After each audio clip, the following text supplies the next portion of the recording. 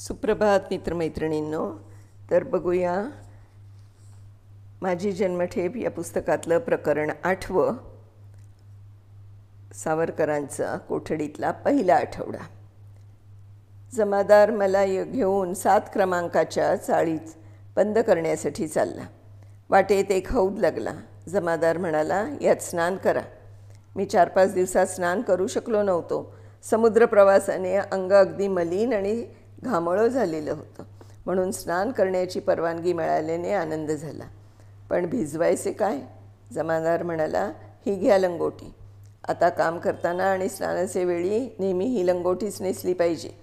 मन किंचित कचरले. पुन्हा म्हणाले, हात रे वेड्या, अरे रामदास देखील लंगोटीच नेसत असत. या तुझ्या कपड्यात काय आहे ते सर्वांना माहीत आहेस, मग तू कोणापासून लपवतोस? याच विकाराला तर मिल्टनने ऑनर डिसऑनरेबल म्हणून म्हटलं आहे. युरोपात असा एक धर्मपंथ होता की जो कपडे घालणे म्हणजे पाप समजत असे, कारण ॲडम आणि ईव्ह दोघेही निष्पाप अवस्थेत उल्लिंगच असत. त्या पंथाचे अनुयायीही तसेच राहत. त्यांना ॲडमाईट म्हणत.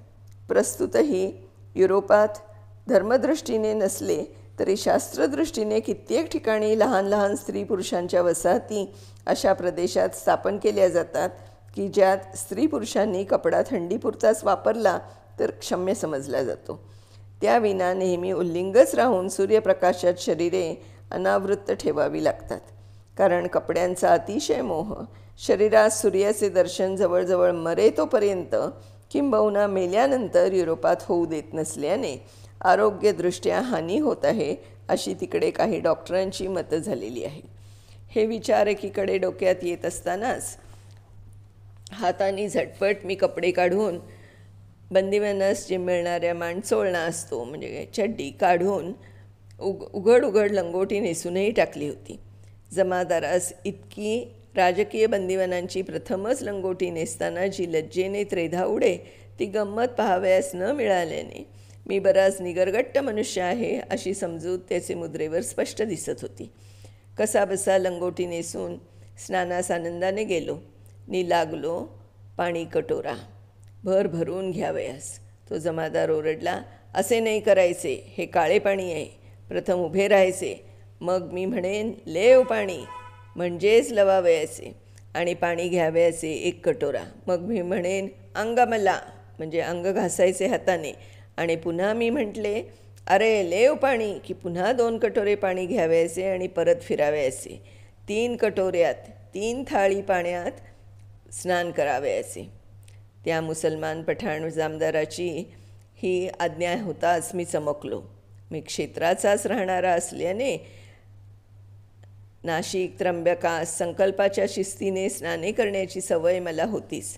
मनात हसून म्हटले, असाही हा पण एक संकल्पच म्हणावा. तो गोऱ्या पाण्यावरचा संकल्प असे, हा काळ्या पाण्यावरचा स्नानसंकल्प म्हणावा म्हणजे झालं. त्या दाढी दीक्षिताने तो संकल्प सांगण्यास आरंभ केला. मी स्नान करू लागलो.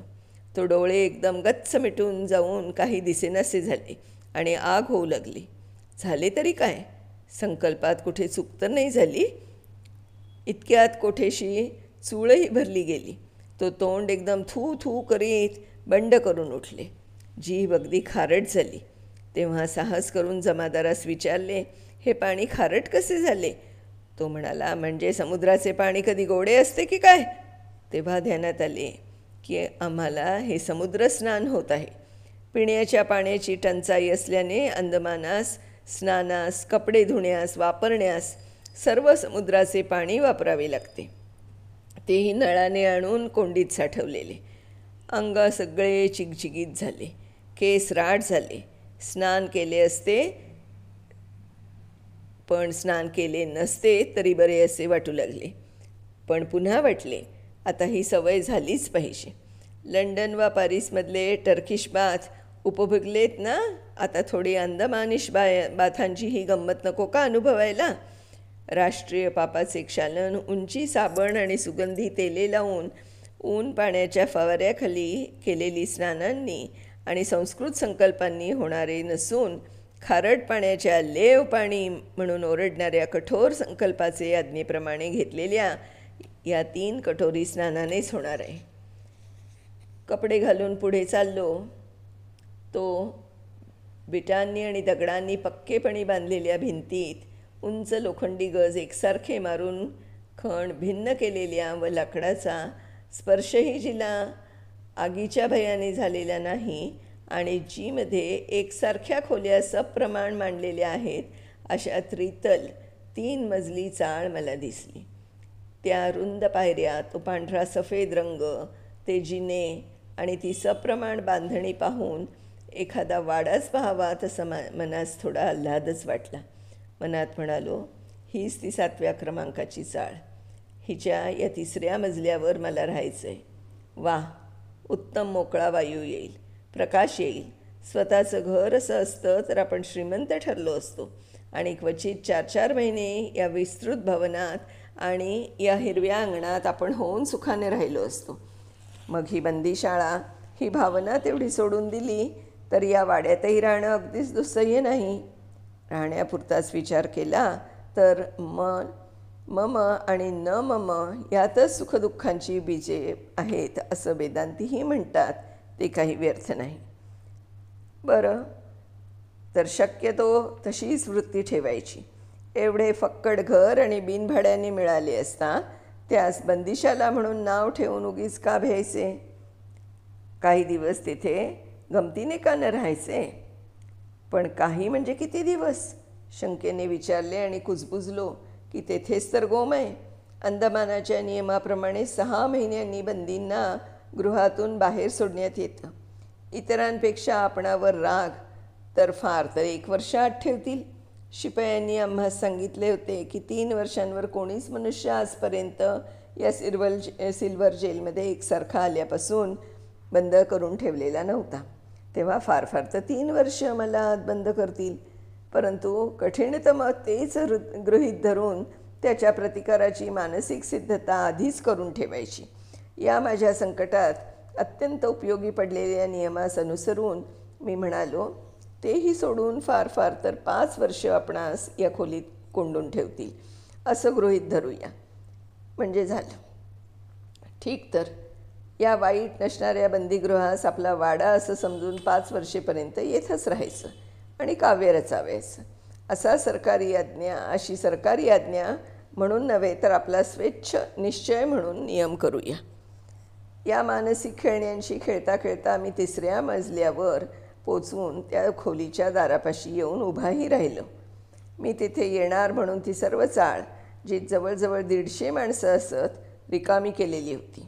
केवळ सरकारी दृष्टीने उत्तम म्हणून बंदिवानांचे दृष्टीने चहाडखोर, पापी, कुकर्मी आणि कुलट्या काळजांचे म्हणून ठरलेले असे 3 वॉर्डर तेवढे ठेवले होते.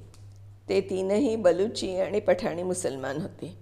राजकीय बंद्यांवर आणि यातही विशेषतः मजवर बहुधा पठाणी बलुची मुसलमानाविना इतर कोणासही पहारा करण्याचे काम सांगण्यात येत नसे. ज्यास ते काम सांगण्यास येई त्यास अर्थातच तो मोठा गौरव वाटे. कारण अधिकाऱ्यांचा आमच्यावर विश्वास आहे अशी घमेंड त्यास करता येईल.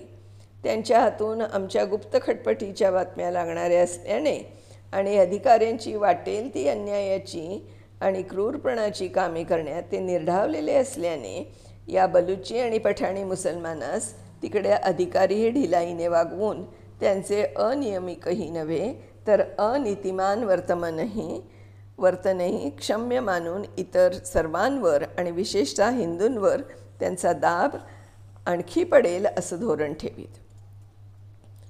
आम्ही राजकीय बंदी सर्व हिंदूच असल्याने त्या बंदीगृहात आम्ही गेल्यापासून वरील कारणांकरता हिंदू लोकांवर संक्रांत आल्यासारखी झाली.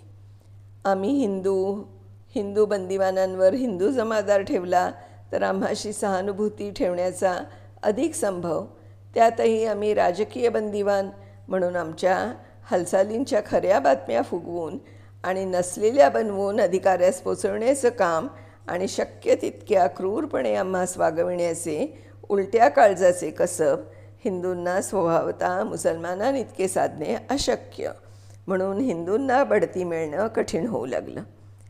दुसरं असं की पठाणास या दुष्ट कार्यासाठी डोक्यावर चढवून घेणं अधिकाऱ्यास प्राप्त झाल्याने हिंदूंचा छळ केला असता सर्व पापम विनश्यती म्हणून लहानपणापासून ज्यांना धर्मवेडाने पढविलेले असते असे ते कुकर्मी मुसलमान पठाण हिंदूंविरुद्ध खोट्या काळ्या उठवून आणि त्यांचा छळ करून त्यास अधिकच पीडा निर्धास्तपणे देऊ शकू लागले.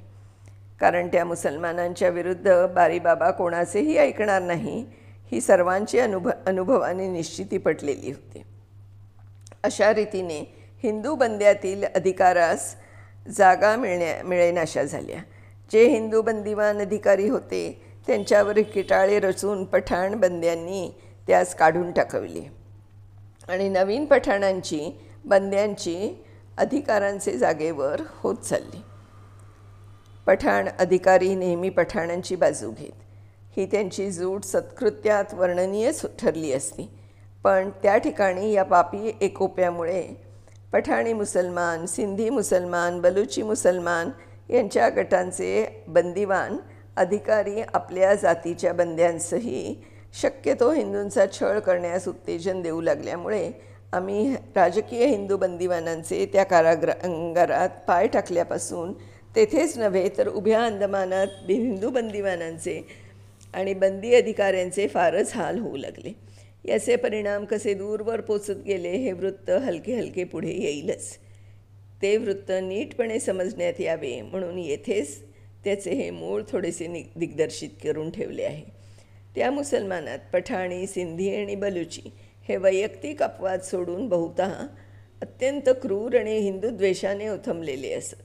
त्यांच्या बरेच खाली पंजाबी मुसलमान, इतर बंगाली, मराठी, तामिळ इत्यादी मुसलमान बंदिवान वैयक्तिक अपवाद सोडून एकंदरीत इतके दुष्टही नसत व हिंदुद्वेष्टही नसत. तथापि या त्यांच्या सौजन्यास दुर्गुण म्हणून वरील क्रूर मुसलमान नेहमी हसत राहिल्याने आणि त्यास तो आधा काफरही है, हा तर अर्धा काफरच आहे असं हिणवीत राहिल्याने ते पंजाबेतर मुसलमानही हळूहळू पठाणी अनुकरण करू लागतात. तथापि ते तत्रस्थ सरकारचे विश्वासपात्र नव्हते. अधिकाऱ्यांचा ओढा अर्थातच व्युत्क्रमाने अधिक क्रूरांकडे अधिक ओढला जाई.